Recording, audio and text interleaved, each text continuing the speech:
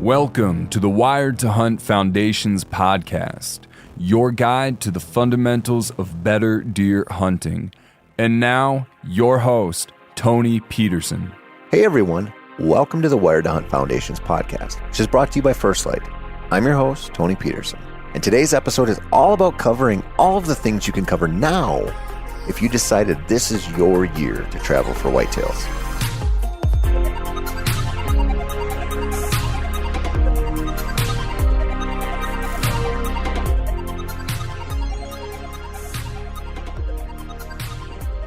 Maybe you said, I'm doing it. I'm going to some state, somewhere, and I'm going to experience deer hunting in a different environment. Maybe you're still on the fence, with one leg straddled on the stay home forever side, the one hanging over there in unfamiliar territory. Which way are you going to jump? That's up to you. But I tried to make a good case last week that if you've got the itch, scratch it. This week, I'll build on that, but mostly push the perspective that the decision has been made and now it's time to figure out how to just make that trip happen.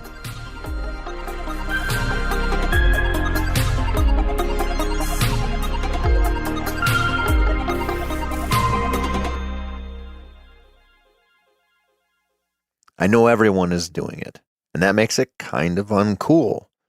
At least it does if you're a contrarian at heart, like I am. But some things are just worth it, even if it seems like everybody feels the same way.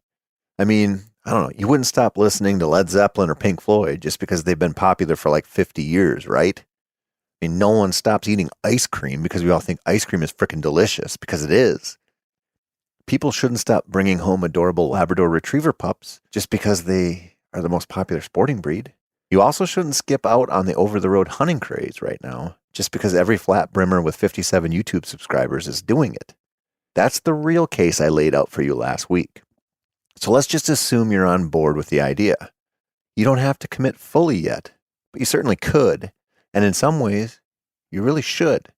Now, I know I'm being super evasive here, so let me explain. We all know that some states will sell you over-the-counter licenses.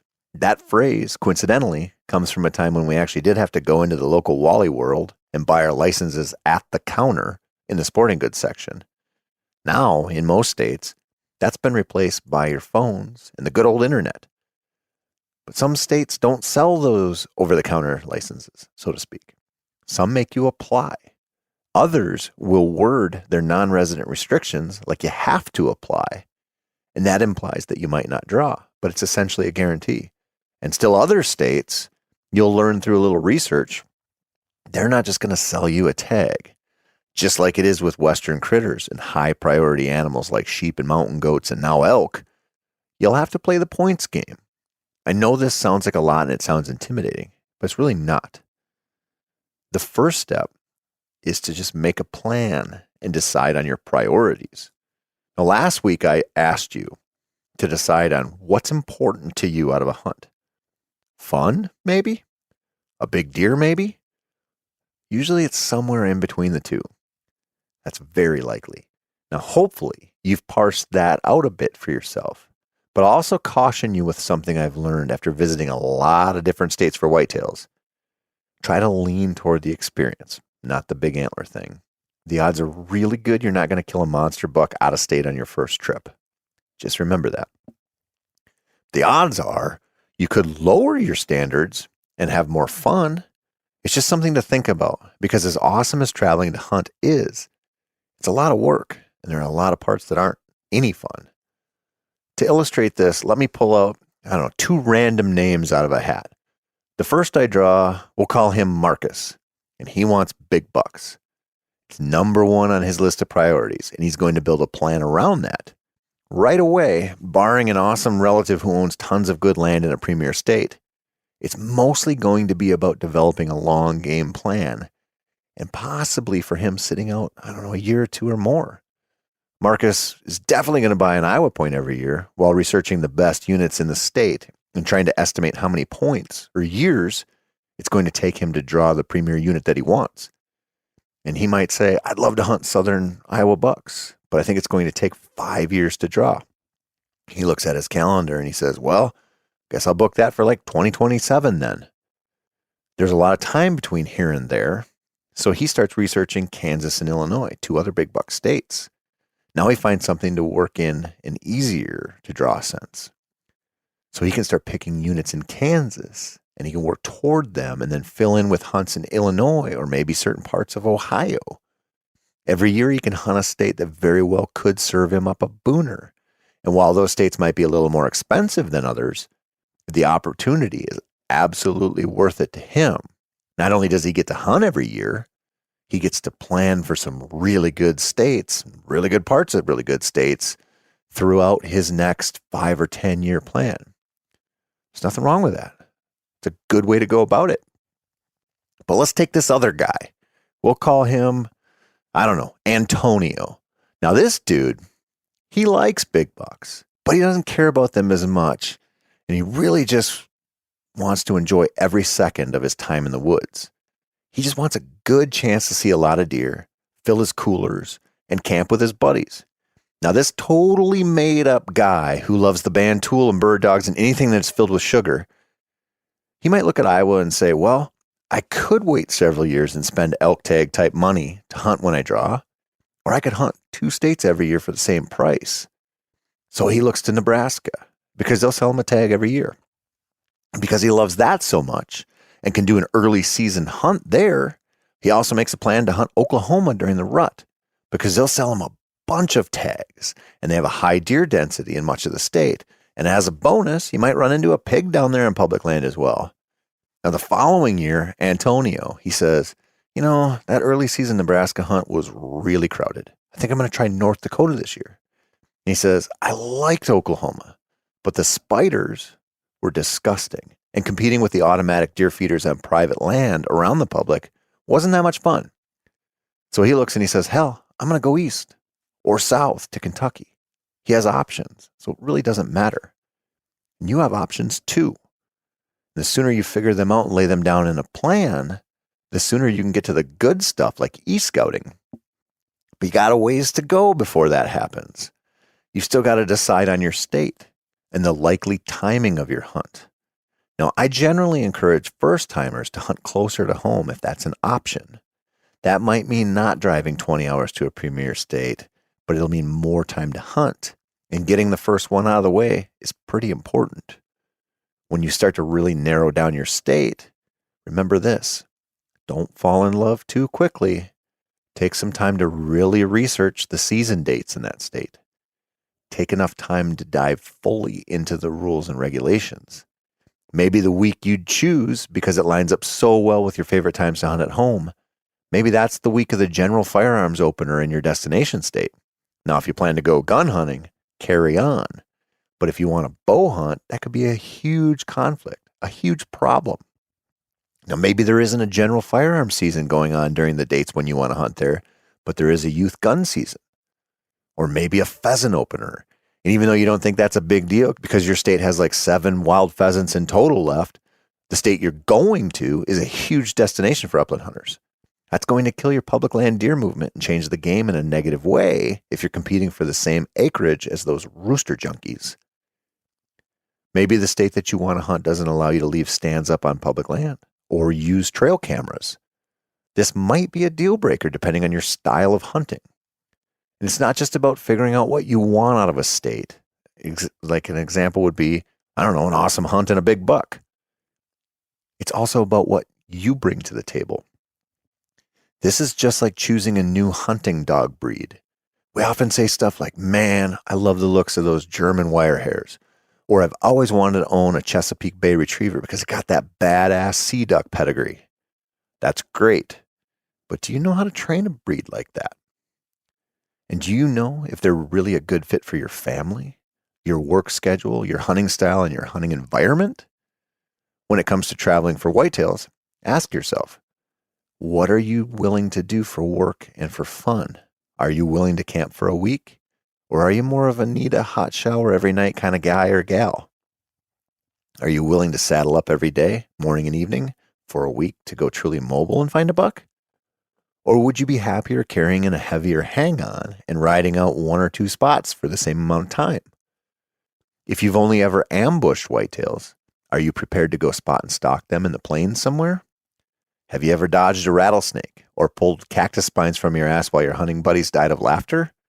Again, my friends, ask yourself what you're willing to bring to the table and be really honest about it, because all of this should influence your decision of where you'll travel to and when you'll do it. I know I sound kind of like a nagging spouse here, but the truth is, I want you to have a good hunt.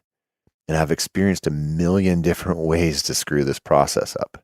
A good way to not screw this up is to decide on a state that is close enough to allow you to take a scouting trip.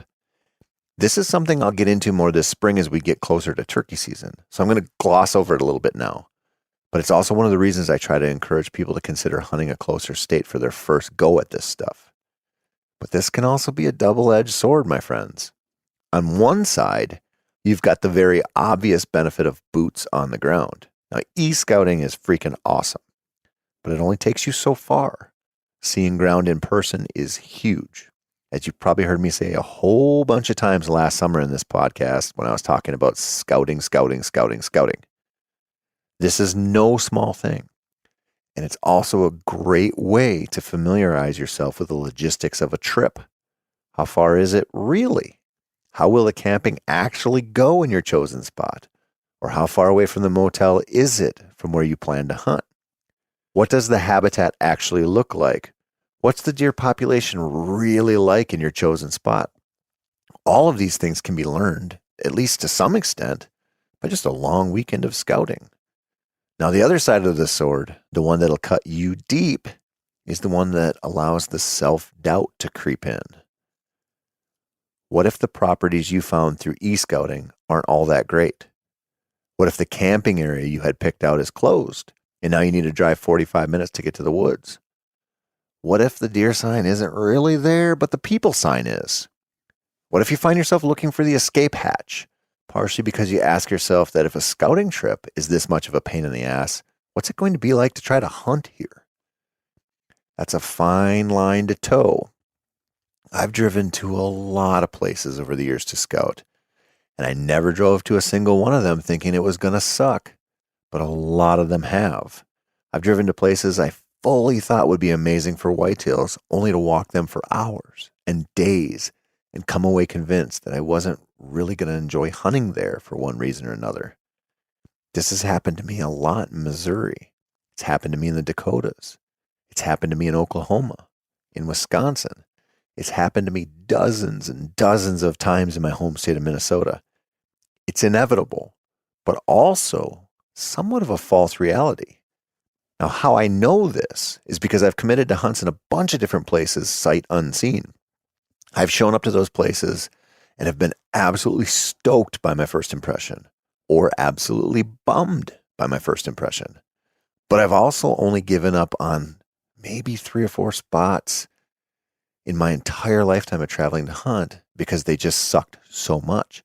Most of the time, even when my initial reaction is not so great, the deer show just enough of their hand to keep me in the game and playing. And when I do, I find myself having fun and forgetting that I was about ready to hit the eject button. I've said this a lot, but the things that hold us back mostly live in the space between our ears. If we decide a hunt is not going to be good based on initial impressions, it probably won't be any good. We won't put in the effort necessary. Our attitude will suffer. And what do you know? The hunt we expected to be shitty ends up being shitty. Deer hunters are masters of this. I encounter it often here in my home state where we have more wolves than any other state except Alaska. I challenge you to talk to anyone who hunts the northern third of Wisconsin and just time how long it takes for the topic of wolves to come up once you're in a deer hunting conversation. Usually it's not more than a few seconds. And I get it, at least to some extent. I've hunted around wolves a lot. They aren't my favorite competition. Other hunters aren't either, but we aren't likely to get a season on them. The thing is, the wolves are just a part of it, and even if that sucks, it doesn't mean there aren't deer anywhere out there. You just might not be able to sit the same wooden stand that your grandpa shot his first buck in. You might have to go, I don't know, find where the deer are now. Some of them know where to hide so the wolves don't eat them. Where is that? It's out there somewhere, and it's probably changing from year to year, But no matter what, the deer are going to leave you some sign there and give you a little bit of a clue. But the worst part about this, aside from the fact that the wolves definitely don't make deer hunting easier, is that their existence gives so many hunters an excuse to phone it in. After all, why would you work hard if you're not going to see any deer? To that I say, I don't know, could you see some deer if you worked harder? Most likely. So why not try that? And if it doesn't work out, that sucks. But it's a hell of a lot better than not trying and giving up before you really know what you're capable of.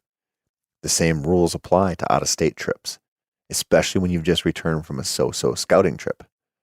The good news here is that you just got some things wrong. We make mostly the wrong decisions when we hunt. And if we didn't, there wouldn't be very many deer left out there. But there are. And it's partially because we make a lot of mistakes. We make a lot of poor hunting decisions.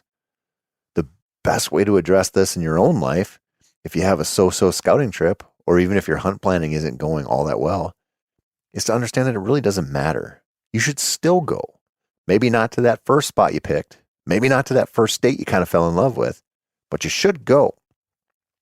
You should just stuff some cash in your underwear drawer every week from now until the fall and just go. Now, if you keep things simple, a whitetail trip can be very cheap. And if you plan a hunt based around your preferred hunting strategy and goals, you can have a hell of a lot of fun. In fact, unlike elk hunting trips, an out-of-state whitetail trip will almost always lead to another one. Elk trips, at least for probably like half of the first-timers out there, end up being the only elk trip those people take. A lot of folks underestimate the mountains and the difficulty of most elk hunts, while they overestimate their own abilities. With whitetails, all those sharp edges are dulled. Whitetails aren't nearly as difficult to hunt as elk. The numbers are higher, the population's better, and if you're willing to do the requisite amount of pre-hunt planning, you can usually get away from people, even if you hunt public land. With elk, all of those things are harder to come by. Now, of course, we aren't finished with this topic. I do plan to take a little break in the next couple of weeks to get into shed antlers, winter scouting, and off-season gear. But for now, plan that hunt. Do the research. You won't regret it. Next week, we'll take a hard turn into the science of shed antlers and the reality of being a mediocre shed hunter. That's it for this show, my whitetail-loving brothers and sisters. I'm Tony Peterson, and this has been the Wired to Hunt Foundations podcast, which is brought to you by First Light. As always, thank you so much for listening.